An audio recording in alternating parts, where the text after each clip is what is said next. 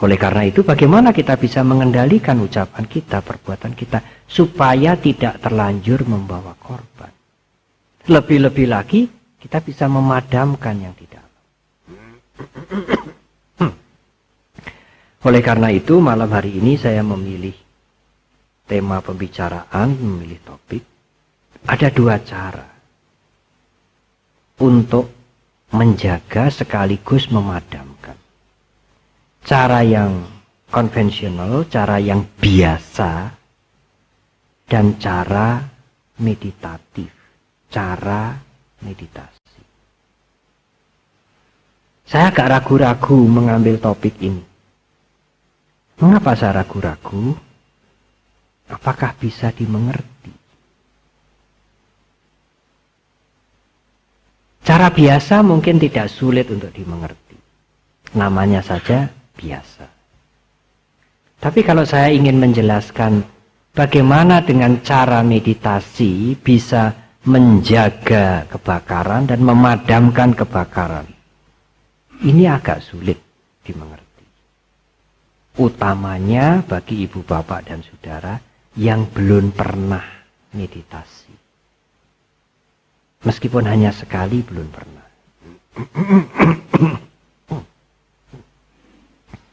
Kalau ibu bapak dan saudara pernah punya pengalaman meditasi, meskipun tidak lama, meskipun sebentar, mudah-mudahan lebih mudah menangkap uraian saya. Namun untuk menjembatani kesulitan itu, saya mohon ibu bapak dan saudara yang pernah bermeditasi, saya mohon untuk bersabar. Untuk menjembatani uraian ini supaya yang tidak pernah bermeditasi bisa mengerti, saya harus menjelaskan agak panjang. Sehingga bisa membedakan, oh ini cara biasa begini, cara meditasi begini. Cara untuk menjaga kebakaran jangan sampai menjadi ucapan dan perilaku yang buruk. Yang merugikan orang lain sudah tentu merugikan diri kita. Dan sekaligus memadamkan.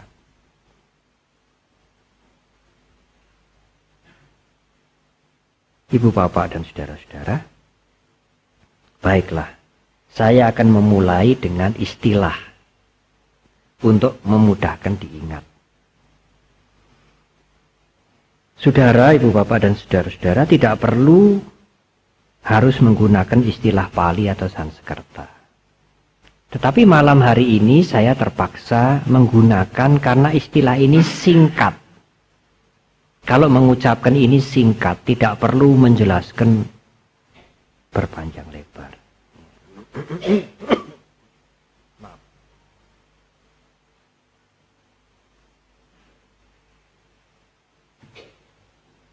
Ibu bapak dan saudara, ada satu istilah di dalam bahasa Pali, dalam bahasa Sanskerta, yang disebut sangkara.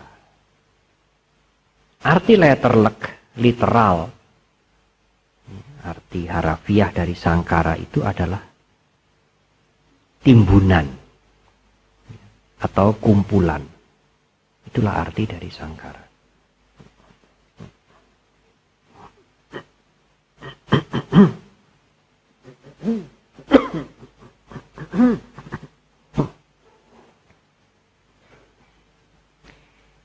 Ibu bapak dan saudara,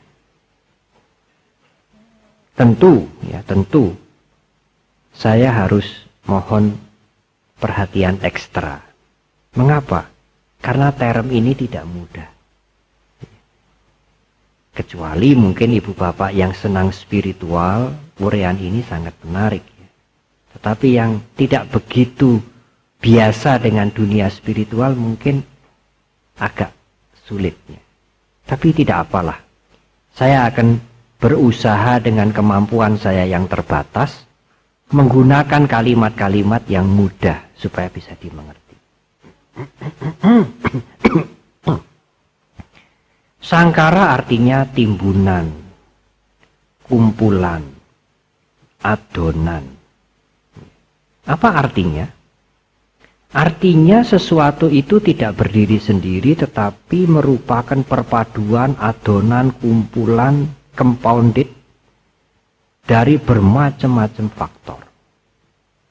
Itu yang disebut sangkara. Contohnya, apa saja saudara bisa sebutkan? Rumah ini sangkara. Ini kumpulan dari bermacam-macam. Ada pasir, ada semen, ada batu, ada keramik, ada paku, ada segala macam. Baju itu juga sangkara.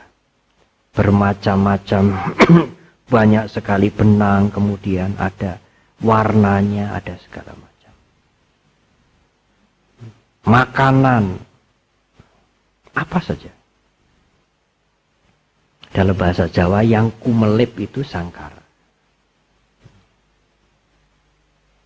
Yang perpaduan, yang adonan, yang kumpulan, sangkara.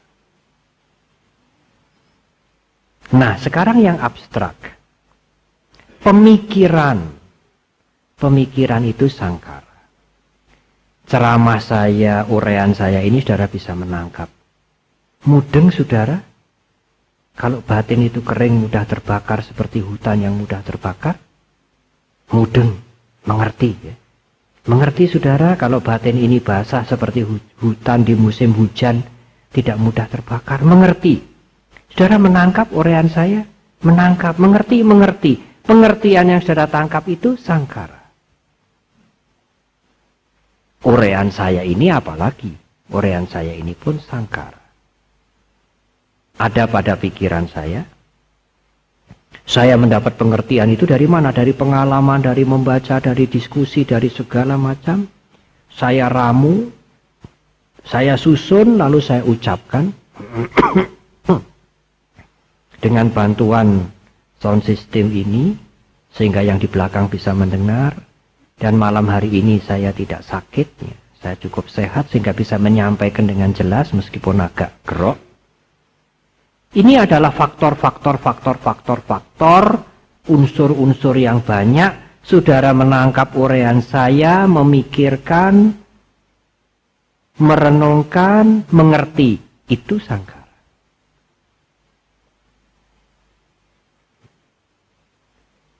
Iya, tetapi kan uraian biku itu kan uraian agama. Iya. Biku menguraikan kan tidak menyimpang dari kitab suci, betul. Kitab suci kan bukan biku yang mengarang, iya. Itu juga sangkara, iya. Itu juga sangkara. Artinya perpaduan, artinya kumpulan.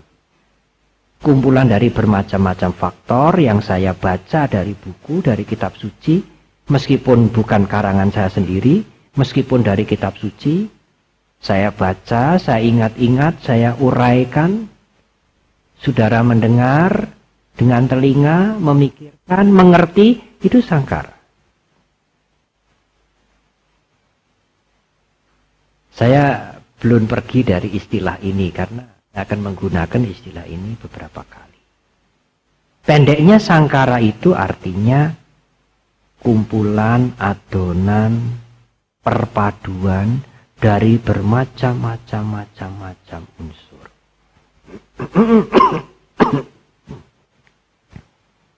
Kalau yang halus lagi, air itu perpaduan dari bermacam-macam unsur. Meskipun air itu air murni, aquades. Tapi setitik air murni itu juga perpaduan dari hidrogen dan oksigen.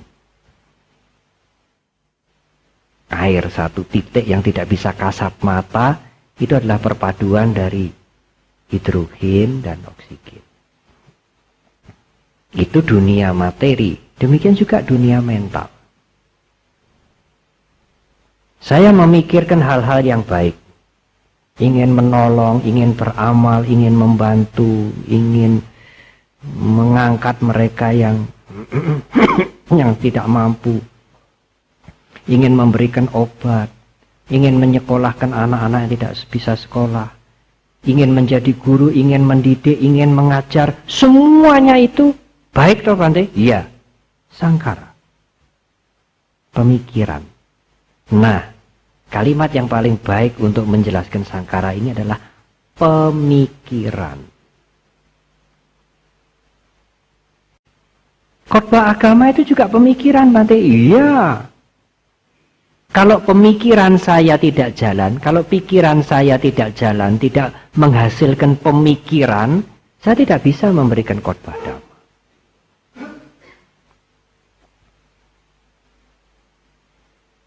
Sebaliknya, niat ingin mencuri, melihat wanita lain senang meskipun sudah berkeluarga, sudah punya istri atau suami sendiri, lihat pria lain senang, ingin bercanda, ingin bergaul, ingin keinginan nafsu indria timbul, atau ingin menghancurkan yang lain, timbul keinginan tidak senang, tidak suka dan sebagainya. Yang buruk-buruk itu juga sangkara. Ya, itu juga sangkara. Itu juga pemikiran.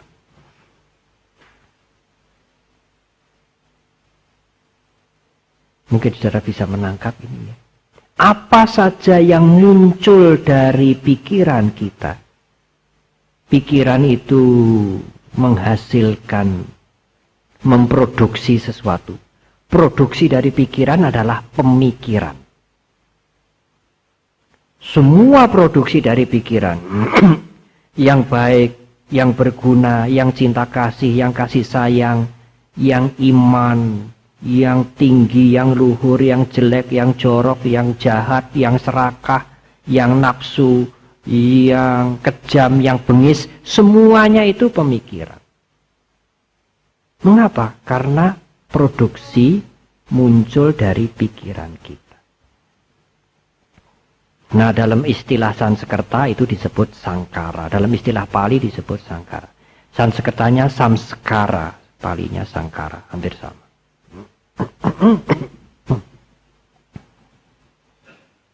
Nah, saudara, ibu bapak, saudara-saudara, sekarang saya maju satu langkah. Kalau suatu ketika ibu bapak melihat buah-buahan atau barang-barang yang gemeletak di depan rumahnya orang, banyak sekali, bagus-bagus. Apakah guci-guci, apakah buah-buahan, apakah buah semangka, ataukah buah mangga, ya, bagus-bagus. Rumahnya tertutup, seperti tidak terurus. Akan timbul sangkara, timbul pemikiran. Ini njupuk siji ra, ora konangan toh. Apalagi dia punya sakmono aki, sakmono ki ya. Njupuk siji kan enggak apa-apa toh. Andai kata orangnya ada, saya ambil satu, dia juga enggak marah. Apalagi tidak ada. Apalagi orangnya tidak ada. Adapun ambil satu, tidak marah. Tapi kalau orangnya ada, kan kita minta. Kalau orangnya tidak ada, kan mencuri. Kan berbeda. Nah, itu pemikiran buruk. Salah satu contoh. Contoh yang lain. Orang yang kita tidak senangi usahanya maju, berkembang. Lalu kita mencari cara. Bagaimana menjegal dia ya? Wah, dia tentu punya celah-celah. Dia tentu punya kekurangan. Itu juga niat yang buruk. Atau biasa, mereka yang sudah berkeluarga lama, 6 tahun, 10 tahun, 15 tahun, bepergian jauh, melihat wanita lain, lupa pada istrinya. Melihat pria lain, lupa pada suaminya. Itu semua pemikiran-pemikiran buruk. Mencuri, selingkuh, menghancurkan, menyusahkan yang lain, membunuh yang lain. Agama Buddha mengatakan itu pemikiran jelek. Mano akusala karma. Saudara-saudara kita beragama lain mengatakan itu pemikiran yang dosa.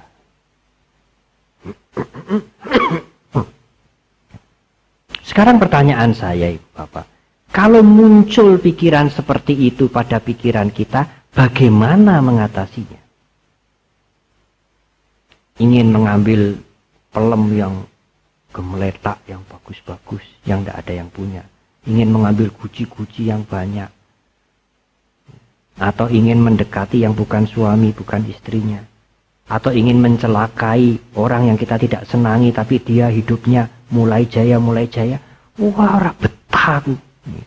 Carikan cara untuk menjegal.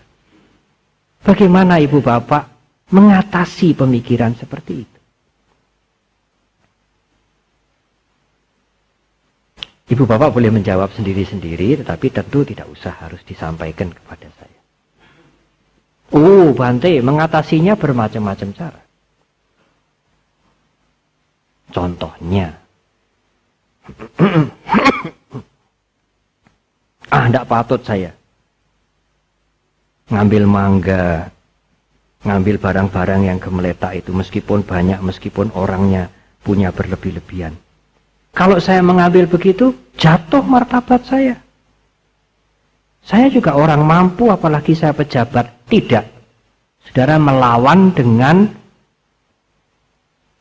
wawasan seperti itu. Kan bagus toh Bante, dia punya wawasan, saya tidak boleh, tidak patut mengambil itu. Saya beli juga bisa, saya punya kedudukan. Saya mampu, alangkah rendahnya kalau saya ngambil seperti itu. Maka pupus sudahlah. Ya. Keinginan seperti itu bisa diatasi. Apa tidak bagus Bante? Bagus saudara.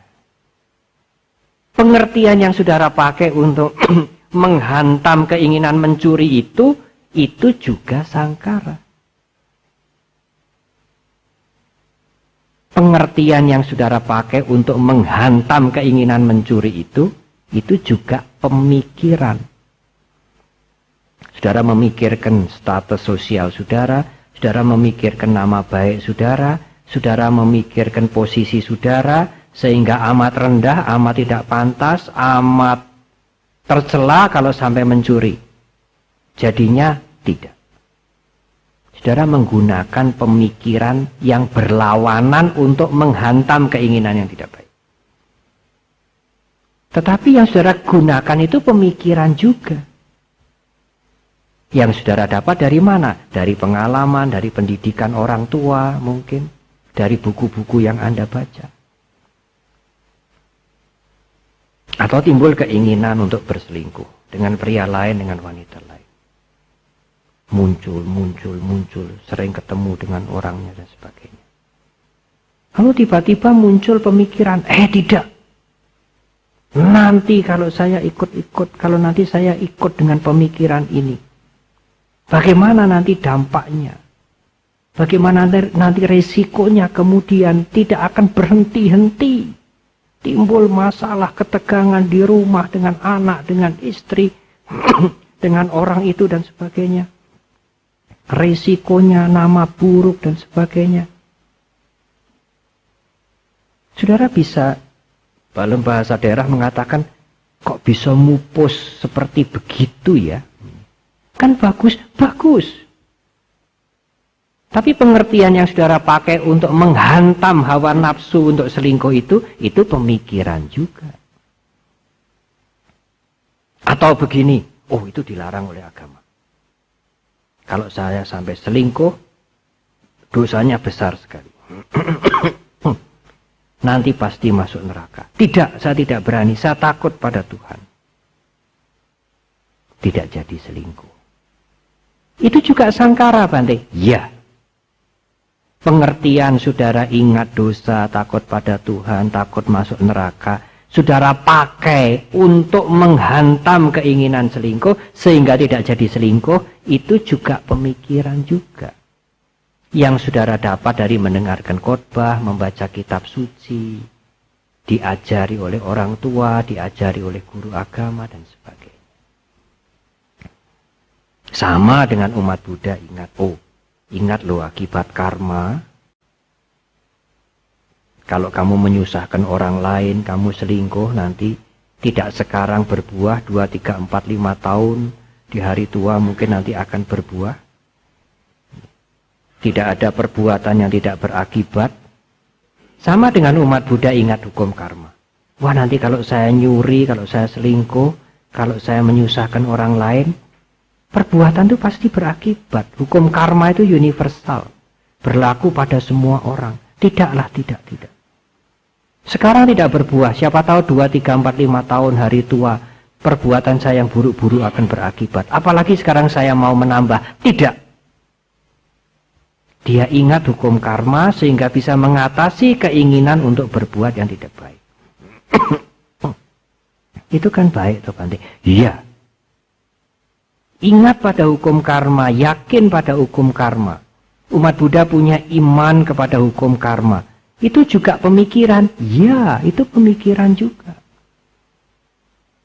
Nah, kalau Anda tidak berpikir, Anda punya pengertian itu dari mana?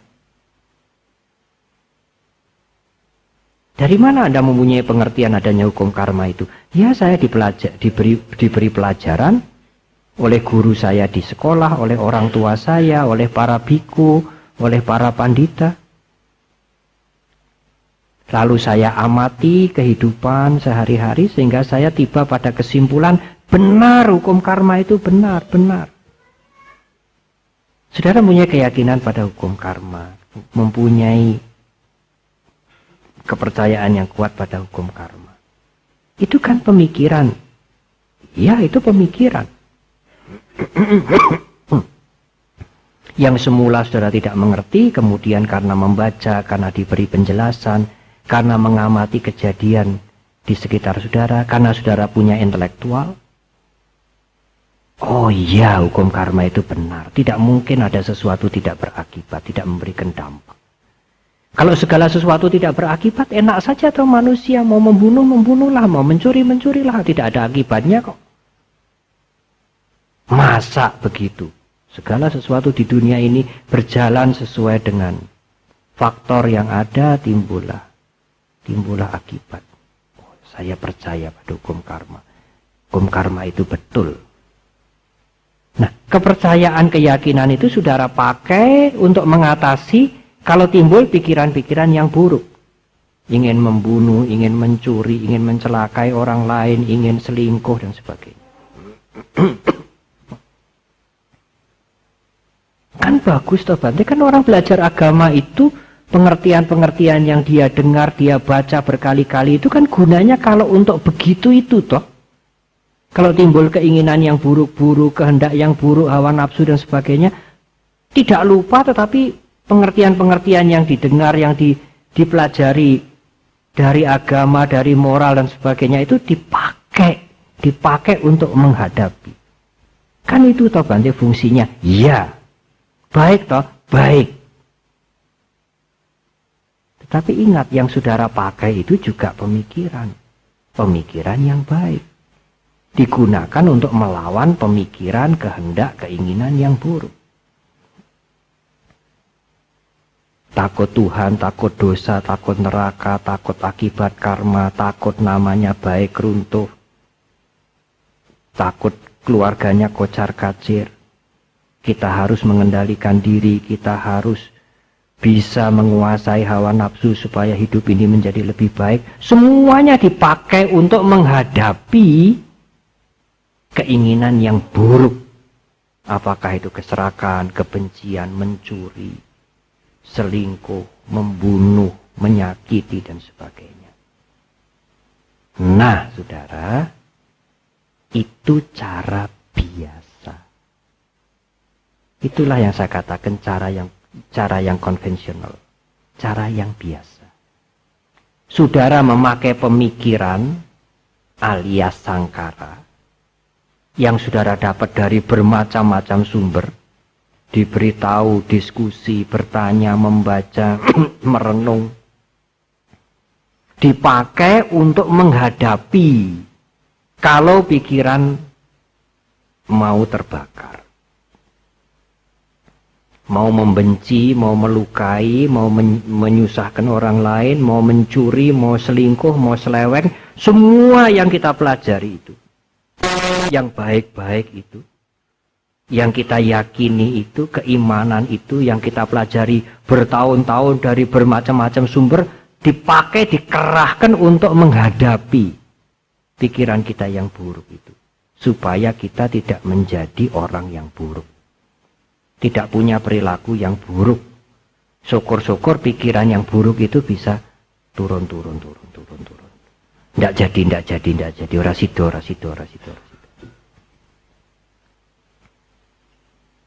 Nah, itu cara biasa. Saudara mengerti ya yang saya gambarkan dengan susah payah ini.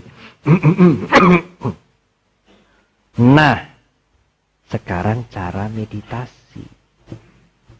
Cara meditasi amat berbeda. Cara itu di dalam pandangan Buddhis disebut vipassana. Menggunakan cara meditatif untuk mengatasi, menjaga dan mengatasi pikiran-pikiran buruk yang timbul.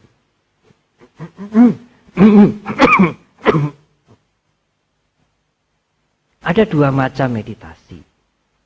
Saya terpaksa harus menjelaskan ini bagi saudara-saudara yang belum pernah bersentuhan dengan dunia meditasi. Meditasi awal dan meditasi lanjutan.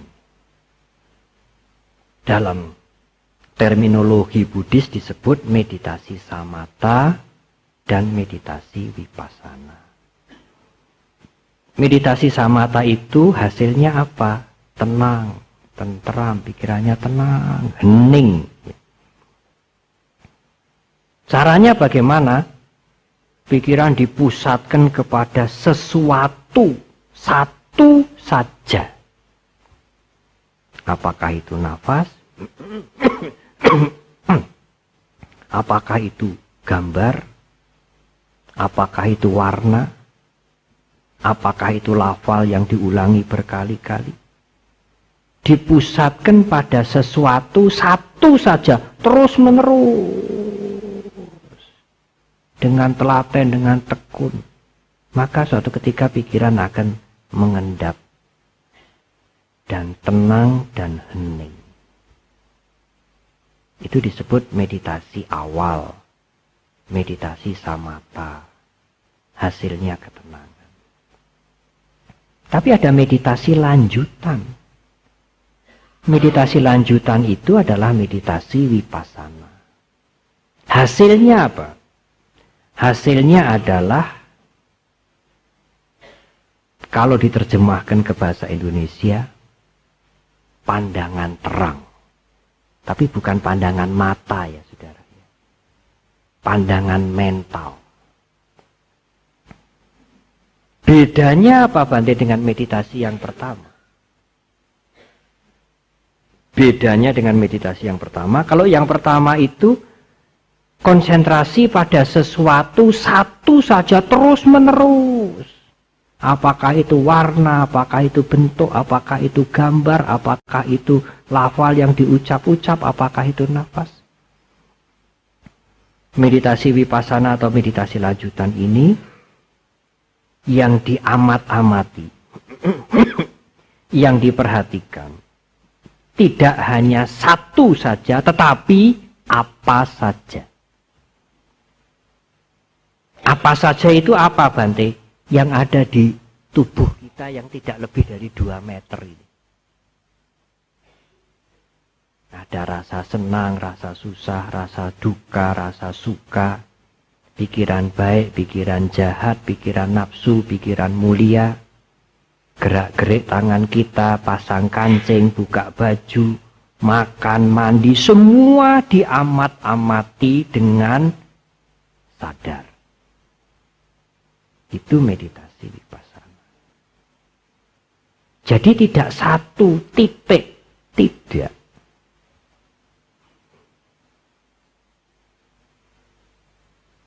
Apa objeknya kalau begitu? Objeknya ya kita ini. Jasmani kita, termasuk nafas kita, perasaan kita, yang senang, yang tidak senang, yang suka, yang tidak suka, pikiran kita, pikiran baik, pikiran jelek, pikiran buruk, pikiran jorok, pikiran mulia, pikiran kotor, semuanya diamat-amati. Itu meditasi vipassana. Perlu doa-doa yang diucapkan? Tidak. Perlu baptis lebih dulu? Tidak.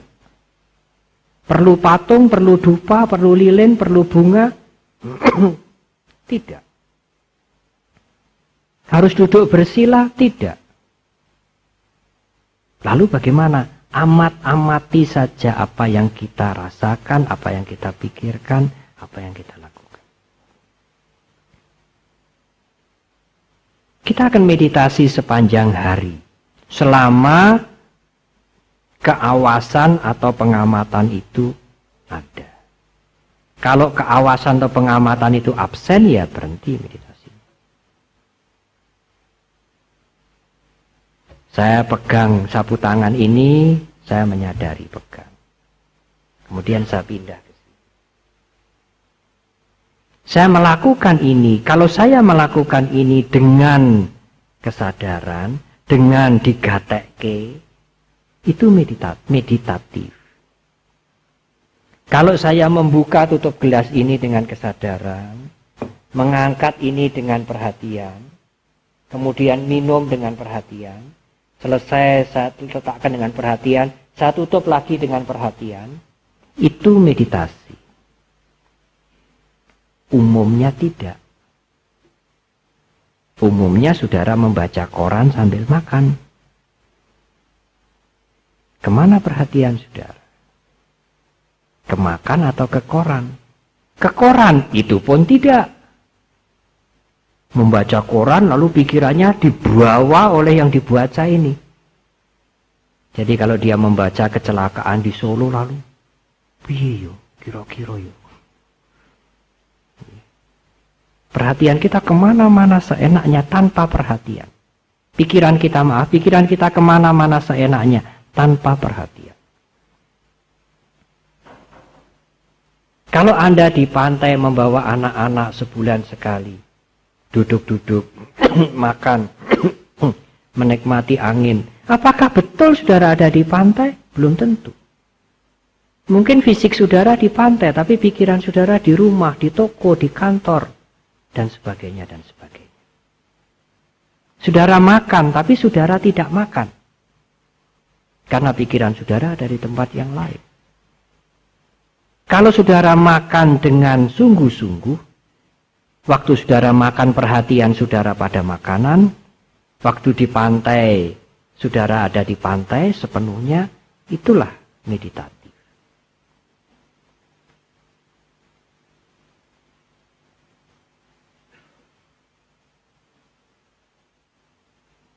Jadi Bante, yang diperlukan apa untuk bisa meditasi lanjutan? Yang diperlukan itu kesadaran. Dalam bahasa Pali disebut sati. Di dalam bahasa Inggris sering diterjemahkan mindfulness atau awareness. Gunakan pikiran itu penuh.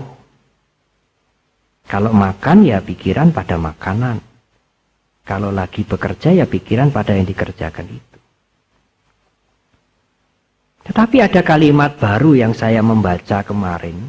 Satu buku yang diterjemahkan tentang Zen, agama Buddha Zen. Mindfulness atau awareness itu diterjemahkan keawasan. Bagus sekali itu. Kata itu bagus sekali. Meskipun bukan bahasa Indonesia yang bagus. Kalau saudara menggunakan, memanggil keawasan saudara. Untuk ngawasi apa Bante? Ngawasi apa saja yang sedang menjadi gejolak Anda sekarang ini. Anda sedang bermeditasi. Tidak melamun.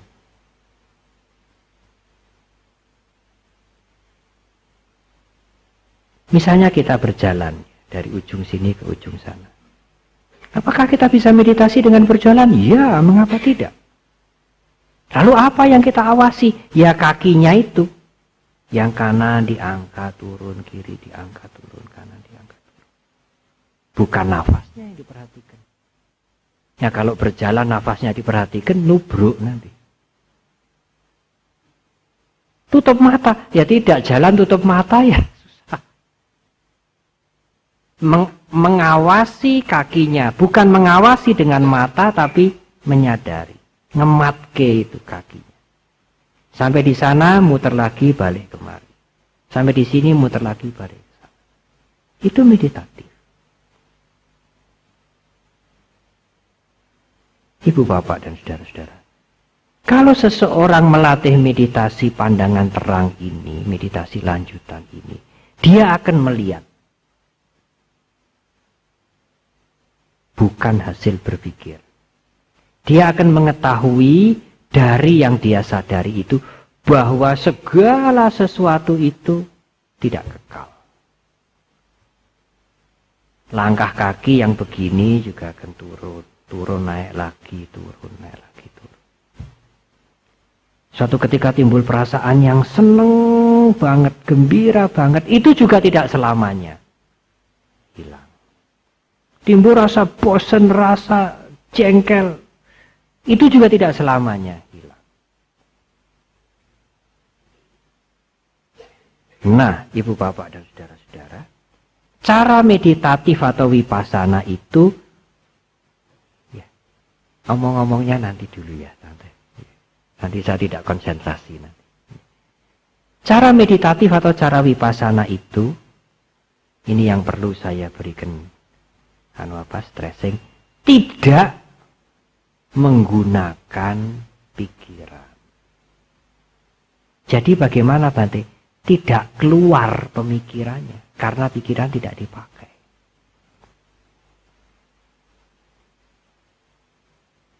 Contohnya Bante, contohnya begini.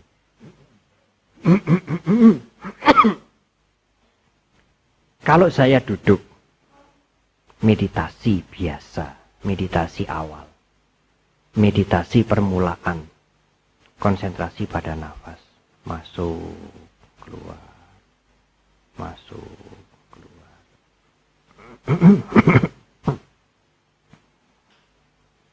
Ingat apapun, ingat rumah, keinginan, rencana besok segala macam. Kalau mengganggu, kalau datang buang. Paksa melihat nafas. Itu meditasi awal, meditasi samatha. Suatu ketika pikiran ini nurut memperhatikan nafas. Timbullah ketenangan. Lalu timbul rasa senang yang luar biasa. Nah sekarang rasa senang yang luar biasa itu digatekke, oh iki seneng toh. Tidak usah mencari. Mengapa kok tiba-tiba timbul senang yang luar biasa? Dari mana datangnya? Bagaimana kok bisa begini? Hanya lihat saja, oh ini senang. Nanti dia hilang. Kemudian tiba-tiba timbul ingatan. Ingatan misalnya, dulu ada orang yang pernah menjahati saya atau menjahati kita. Dia ingin melukai kita. Tiba-tiba waktu kita duduk meditasi, muncul itu. Kalau meditasi permulaan harus dibuang. Ora digatekke, jangan dihiraukan. Kembali ke nafas saja. Tapi sekarang saya mau melanjutkan dengan meditasi vipassana lanjutan. Kalau timbul ingatan, lama sekali, 10-20 tahun yang lalu, tiba-tiba orang itu muncul pada ingatan saya. Oh, dia ingin bikin susah saya yang luar biasa, tiba-tiba muncul. Sekarang ingatan itu disadari, diawasi, pasif. Oh, lagi ingat kait. Hanya disadari saja. Tidak usah dipikirkan sekarang dia ada di mana, masih hidup apa sudah menjadi almarhum. Dulu bagaimana ceritanya kok dia dulu itu bisa ingin mencelakai saya, tidak. Kita hanya just sadar waktu dia muncul. Lalu gimana Bante? Ya nanti kan dia akan tenggelam sendiri. Wong sifatnya segala sesuatu itu begitu, timbul tenggelam, timbul tenggelam. Materi ini ya timbul tenggelam dari tidak ada lalu hilang lagi. Apalagi perasaan pikiran.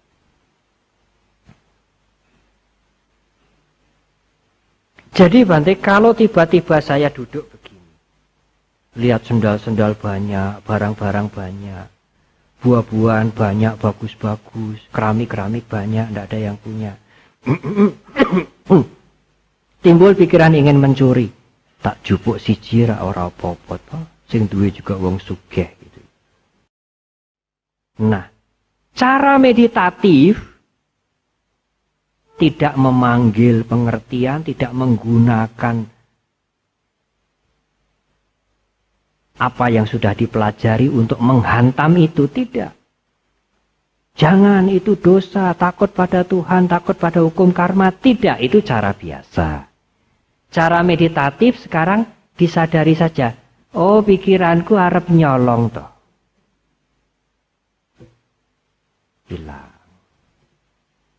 Bisa hilang berarti? Bisa, pasti hilang, pasti. Wong tidak kekal, saudara.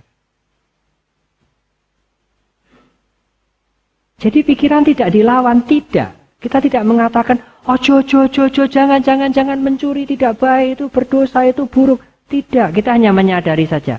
Oh, kepingin mencuri. Itu cara meditasi. Apa bisa Bante disadari begitu kepinginnya sangsaya banter?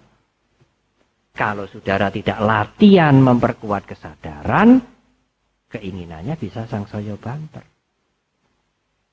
Oleh karena itu menyadari dengan pasif. Tidak ikut dan juga tidak melarang. Saudara duduk berkeluarga sudah lama. Wah, si ibu sudah kempong perot Bante. Gitu. Lalu ada wanita lain lewat. Demikian juga yang wanita, ada pria lain yang lewat. Wah, dia kok kelihatannya baik. Apalagi suka bergaul. Suka membantu kami di kantor dan sebagainya. Timbul keinginan, wah kalau dia bisa lebih dekat ya lebih baik. Cara yang biasa dilawan dengan tidak baik, itu berdosa. Berhenti. Ya memang itu baik, itu cara biasa. Cara meditatif bagaimana? Cara meditatif, oh pikiran lagi mau ke sana. Dia mati saja. Tidak di stop, tetapi juga tidak diikuti. Nanti dia lewat. Bagi para biku dua-dua cara itu dipakai juga, ada juga. Kalau timbul ketertarikan pada yang lain, apa toh yang cantik, apa toh yang gagah, apa toh yang ganteng, kan hanya rambut, bulu, kuku, gigi, kulit. Kalau tidak dirawat, jadi kotor, jadi bau.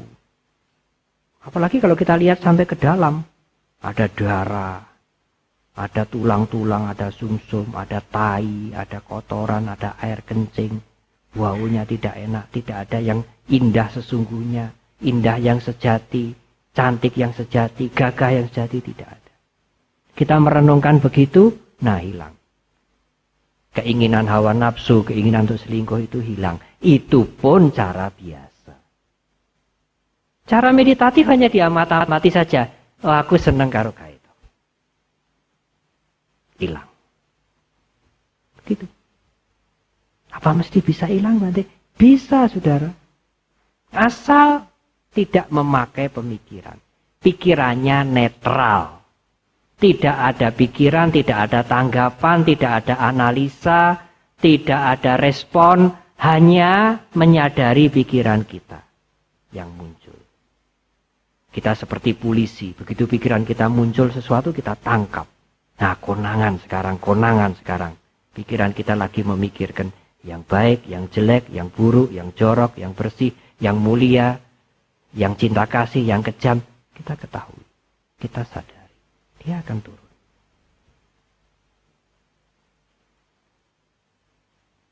Itu cara meditatif.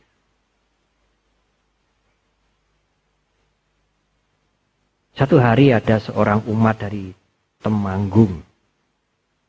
Dia datang kepada kami. Dia mengerti, banyak mengerti Dhamma. Dia mengatakan, Bante, Suatu ketika tiba-tiba dengan tidak saya sadari, orang yang dulu pernah mengganggu saya muncul di Temanggung. Kaget saya. Wah, tidak enak kan. Macam-macam timbul pada pikiran saya. Kejadian itu 5, 6, 7 tahun yang lampau. Bagaimana Bante cara mengatasinya? Saya mengatakan, Om, Bapak bisa mengatasi dengan 2 cara. Cara biasa atau cara meditatif. Orang ini pernah ikut Vipassana 2 kali. Kalau cara biasa bagaimana Bante? Ya cara biasa Bapak ingat metta atau cinta kasih. Agama Buddha kan mengajarkan cinta kasih. Oh ya, semoga dia sekarang hidupnya berubah. Kalau dulu jahat, semoga dia sekarang mengerti. Semoga dia bahagia, Jadi pikiran tidak senang, pikiran marah, pikiran jengkel, pikiran dendam, ingatan tidak baik kepada orang itu dilawan dengan apa? Cinta kasih. Saudara-saudara kita yang beragama lain mungkin bisa dilawan juga dengan berdoa. Oh Tuhan, ampunilah dia. Semoga dia sekarang berubah. Sifatnya lebih baik, hidupnya lebih baik. Semoga dia juga hidupnya maju. Pikiran benci, pikiran tidak senang, pikiran dendam, ingatan yang merugikan, ingatan yang tidak baik, dilawan dengan cinta kasih. Tetapi Om, Bapak, bisa juga Bapak mengatasi dengan cara meditatif. Karena Bapak ini pernah ikut latihan Vipassana. Jadi begitu lihat orang itu kelebat, timbul rasa tidak senang, timbul pikiran tidak senang. Karena kesadarannya belum muncul. Buru-buru disadari. Oh, pikiran kayak begini. Hilang. Apa yang mesti bisa hilang, Bante? Hilang, saudara. Tidak mungkin dia akan ngedongkrong di pikiran kita ya. Nongkrong di sini. Begitu kita menyadari, hilang dia. Menyadari saja. Menyadari itu tidak memberikan respon. Mengusir ya tidak. Jangan-janganlah, jangan membenci dia, sudah lama. Doakan saja semoga dia bahagia, semoga dia hidupnya jadi baik. Itu namanya memberi respon. Atau kita ikuti. Iya, tiba-tiba ke orang itu muncul di sini. Di mana ya dia beberapa tahun yang lalu? Kenapa dia ada di sini? Jangan-jangan dia mau berbuat sesuatu yang tidak baik lagi pada saya. Juga tidak diikuti. Pikiran yang muncul tidak diikuti, tidak diberi respon, tidak dianalisa, hanya diamat-amati saja. Itulah Vipassana, meditasi. Dia akan turun. Lalu Bapak itu tanya, lalu Bante, kalau ada masalah-masalah seperti itu, cara mana yang bisa kita pakai? Saya mengatakan dua-duanya. Kalau kesadaran saya lagi kuat, batin saya lagi kuat, lagi siap, timbul hawa nafsu, timbul kemarahan, timbul kebencian, saya akan menyadari saja, oh lagi ngene toh. Suatu ketika ada undangan khotbah, andaklah. Saya jelek, saya tiap hari khotbah. Pikiran begini. Tapi kalau kesadaran saya lagi tidak kuat, kesadaran saya lagi lemah, saya akan menggunakan cara biasa, bukan cara meditasi. Khotbah itu baik, menolong orang, membantu, berguna, pakai motivasi. Kita kan memotivasi pikiran kita sendiri, toh Bante? Iya, itu namanya memberi tanggapan positif.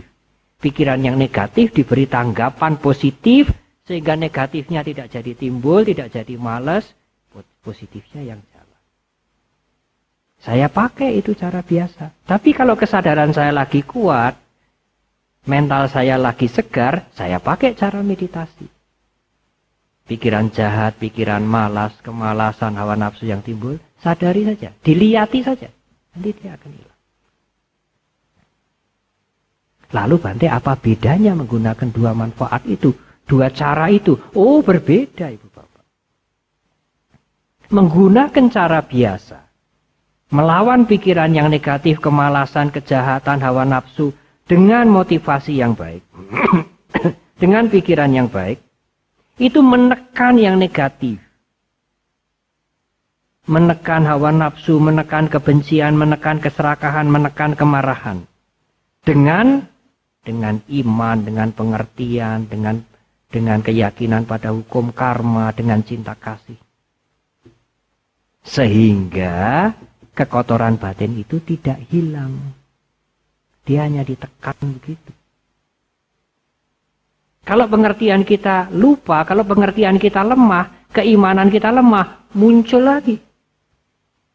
Kalau dengan cara meditatif, Bante, hilang. Keserakahan muncul, kebencian muncul, keinginan selingkuh muncul, dendam muncul, dia mata-mati. Nanti dia hilang. Terurai. Meskipun sedikit. Ya sedikit demi sedikit lama-lama menjadi lebih banyak, lebih banyak, lebih banyak. Dinjarke saja. Hilang nanti dia. Kita menyadari, oh hanya kayak begitu toh pikiranku. Oh hanya kayak begitu toh perasaanku. Kebenciannya hanya begitu. Hawa nafsu juga hanya begitu. Ada yang memancing dari luar, timbul keinginan selingkuh. Ada yang memancing dari luar, timbul kebencian. Ada yang memancing dari luar, timbul keinginan mencuri. Ada yang memancing dari luar, timbul kemarahan. Dia mati saja. Oh begitu. Hilang. Sehingga kekotoran batin itu mulai berkurang. Kalau kemarahan, dendam, selingkuh, hawa nafsu itu diatasi dengan motivasi yang baik, Bante. Diatasi dengan pikiran yang baik, itu ditekan ke bawah. Menang pikirannya yang baik, pengertiannya yang baik, menang. Takut pada dosa, takut pada Tuhan, takut pada hukum karma, tidak jadi mencuri, tidak jadi selingkuh, tidak jadi marah. Menang yang baik. Tetapi yang jelek-jelek itu masih ada di bawah, dipres. Dengan pengertian-pengertian yang baik itu, dengan keimanan kita. Suatu ketika muncul lagi. Tetapi dengan cara meditatif, itu dikeluarkan. Dihabisin sedikit demi sedikit. Saudara bisa menangkap mungkin ya, dua cara ini. Manfaatnya sama. Manfaatnya sama. Dampaknya sama toh Bante. Sama-sama tidak jadi mencuri, tidak jadi selingkuh, tidak jadi tertarik dengan hawa nafsu, tidak jadi dendam, tidak jadi jengkel. Ya. Sementara. Tapi dampaknya yang kemudian tidak sama. Yang ini menekan, yang ini membuang. Kan begitu. Kalau di sini ada kotoran, bagaimana? Sana sini. Cari karpet. Cepat-cepat tutup karpet sini. Bagus. Ya. Empuk. Ya. Rapi. Tapi di bawahnya ini ada plastik, ada daun yang kering, ada yang bau-bau, tapi ditutup semua. Suatu ketika nanti kalau karpetnya ini rusak, ya pasti rusak. Tidak akan abadi. Ya, kotorannya itu akan timbul lagi. Apa boleh dipakai? Boleh kalau cepat-cepat. Wah ini jamnya sudah mendesak, ini dhamma kelas mau dimulai. Bagaimana ini bersihkan? Tutup saja, tutup dengan plastik, dengan karpet. Pasang kursi, selesai. Tapi kotorannya masih ada di bawah karpet. Cara yang paling baik, sapu. Pakai air, dibanjur, sapu, dikeluarkan semua, dipel, selesai. Tidak ditutup. Itu memakan waktu, Bante. Ya, memakan waktu lebih lama. Daripada ini ditutup tikar, ditutup karpet, lebih cepat. Ditutup plastik yang tebal, lebih cepat. Makan waktu lebih lama. Memerlukan ketekunan, memerlukan ketelatenan. Tetapi menjadi bersih. Kekotoran itu tidak tertinggal di sini. Dan kalau kekotoran itu tertinggal di sini, dia akan tumbuh lagi, dia akan muncul lagi.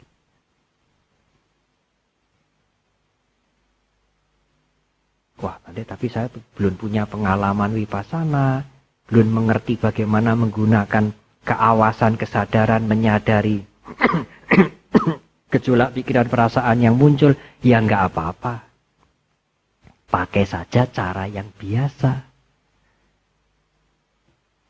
Tapi cara yang biasa itu banyak lupanya itu. Nah, iya, kalau mendengarkan ceramah sebulan sekali ya. Tapi kalau ibu bapak kan sekarang tidak usah harus datang kemari rutin setiap hari, kan ada VCD, ada CD, ada buku-buku. Malas membaca buku karena mengeluarkan banyak energi. Ibu bapak bisa dengan apa? Earphone sambil tiduran mendengar urean-urean yang baik. Agama apapun untuk membasahi mental kita. Untuk melapisi ini loh, supaya kotoran-kotoran, tai-tai itu baunya tidak muncul. Tapi kan masih ada di bawah, Bante. Iya, bisanya hanya begitu, baru begitu. Baca parita, sembahyang, mendengar khotbah, ceramah, apalagi. Semuanya itu untuk melapisi itu. Supaya kotorannya itu tidak muncul. Kalau kotorannya muncul akan jadi marah, kejengkelan, dendam, benci, selingkuh, hawa nafsu, segala macam. Sambil latihan mempertajam keawasan, kesadaran, awareness, mindfulness. Dengan meditasi. Coba-cobalah nanti kalau pikiran muncul, keinginan jahat muncul, tiba-tiba muncul. Karena ada kondisi. Kita tidak ingin memunculkan itu, tiba-tiba muncul. Ada barang masuk ke mata kita melihat barang sesuatu, melihat foto, melihat orang, mendengar suara, tiba-tiba muncul ingatan-ingatan yang lalu, hawa nafsu, kebencian muncul. Kita tidak menginginkan itu, muncul karena terpancing. Nah, kalau kita punya latihan meditasi, diamat-amati.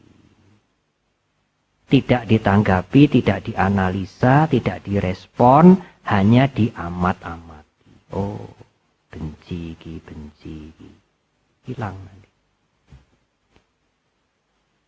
Itu cara yang terbaik. Membuang bau-bau, kotoran-kotoran, tai-tai di rumah ini. Ya sedikit demi sedikit. Dengan tidak menambah kotoran baru, sudah tentu.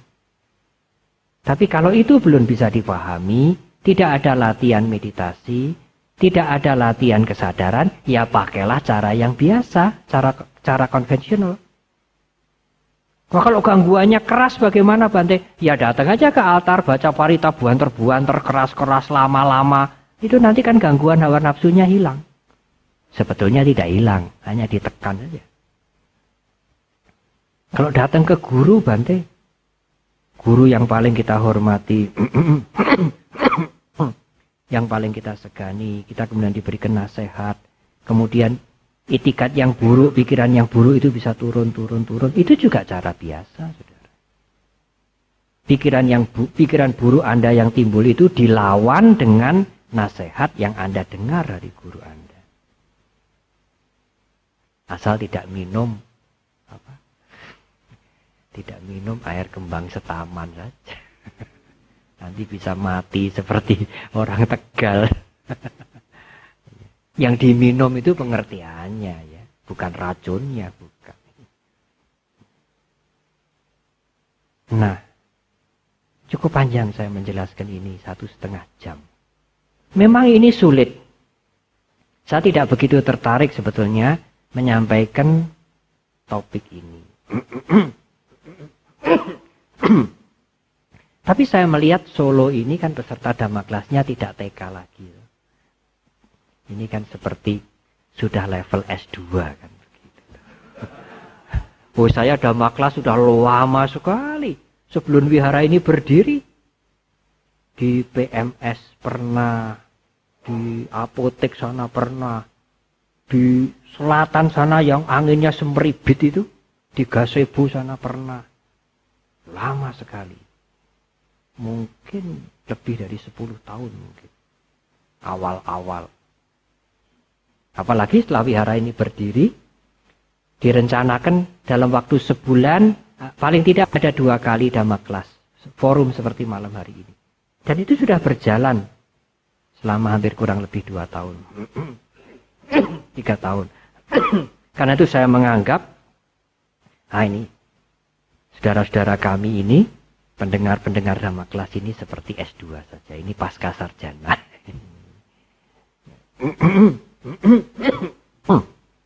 Tapi kalau di antara saudara malam ini yang hadir ada yang tidak mengerti, tidak bisa menangkap secara intelektual saja sulit, bagaimana itu mengamati pikiran dengan pasif, tidak menganalisa, tidak memberikan respon.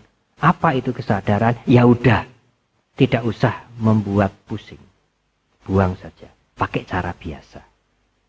Kalau ada pikiran yang buruk, yang jelek, yang timbul, kemarahan, kebencian, nafsu, mencuri, balas dendam, dan sebagainya, ingatlah sesuatu yang bisa membawa saudara stop itu.